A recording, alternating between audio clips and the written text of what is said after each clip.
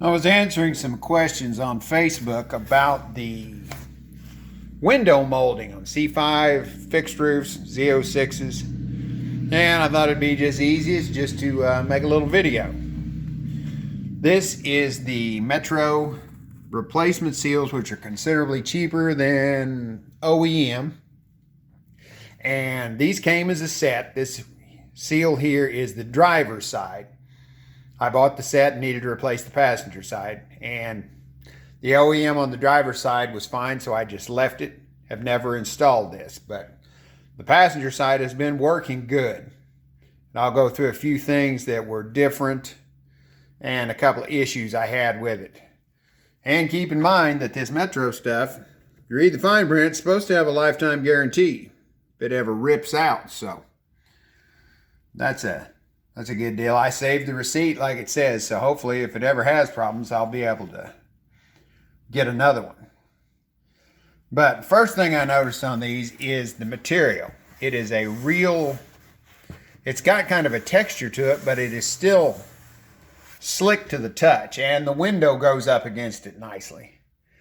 There is some cosmetic defects in it. If I can get the light right here. That's some kind of mark from where they molded it, and both sides had it. And you can, see it when you look at it on the car, but for me, it just wasn't that big a deal. I had a little issue with this end piece not lining up on the passenger side, and had to do a little trimming on this job. And just overall, it was kind of hard to get stuffed in there. You end up using Weatherstrip adhesive to hold this in, and just getting everything lined up and in there was a bit of a pain. Now, the inside lip of these covers your headliner, and it did do a fine job of that, so everything worked good there. But let's go over to the car and take a look at the original one, and then we'll go to the other side and look at the passenger one. That's the replacement. Okay, this is the factory one on the driver's side. It's still working like it should. The passenger side ripped completely in two right where the glass butts up against it. As you can see on this, the glass kind of pokes up underneath, and the seal kind of laps over the top of it. I don't know if they're all that way, but that's how this one is.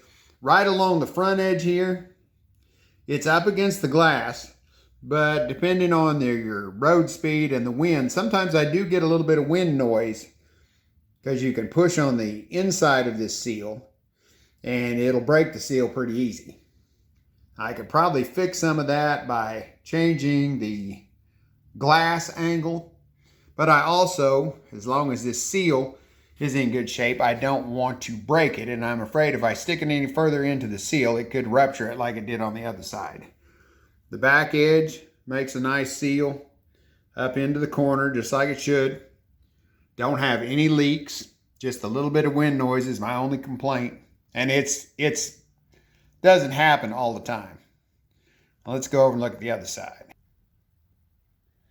Now, over here, if you can see this gasket, this is the replacement one. And right there is one of those spots that's part of where it was in the mold. And you can see the other one there behind the glass, and then one down there. So just little cosmetic things that don't hurt anything, but just looks a little weird. Now, I don't have any air leakage on the front of this because the seal is a little firmer than stock. And you can see from right there, the glass lays more up against it as opposed to poking up into it. That's actually the top of the glass right there that you're seeing. And it fits nice and snug underneath the little blowout tab. So you don't have any window movement on this side at all. The only problem with the installation there was it didn't fit quite right up into that corner. And I put some black, it's 3M Weatherstrip caulking stuff. I just poked it there in the hole. Haven't ever had any trouble with it leaking. And you don't really notice it unless you're looking for it. And if you're looking that close, considering this is not a show car by any means, it's not a big deal. Now, we'll look at couple of the issues on the inside. One of the issues I had was this forward piece that's got that big chunk of rubber. I can't exactly remember what happened because, like I said, it was 3 years ago, but it seems like I had trouble getting that to fit in there right. And it did take some glue and some messing around to get it in there, but it is in there. It has not caused me any trouble since then. There is another one of those mold marks. Then the rest of it, sorry about the lighting, I'm just trying to get this done in a hurry. The rest of the seal looks really nice. The one problem I did have is down here at this bottom piece. You see that hole for the pin? Notice it doesn't have a pin in it. Well, it wasn't even close, because there's a hole up here and then the hole here, and it just did not fit at all right as far as the length. Now, is that a problem? Wasn't for me. I mean, by the time you get the rest of it in there, I just left that kind of floating. It's sandwiched in between the door. When the door's shut, you just don't actually have the little pin in it. Now, I assume I could have drilled another hole in my trim and put the pin in, but it wasn't that big a deal. And probably could put some double stick tape and hold it in place, but it just doesn't quite fit like I think it should.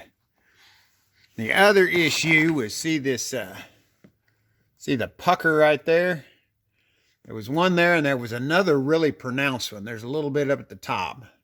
It seems like when I first installed it, there was another pucker there in the middle that seems to have settled out. But not really a big deal considering how much cheaper they are. And see how the rubber comes over and covers the edge of the headliner. That all fit just fine. But overall, that right there was the biggest issue, and it's really a non-issue.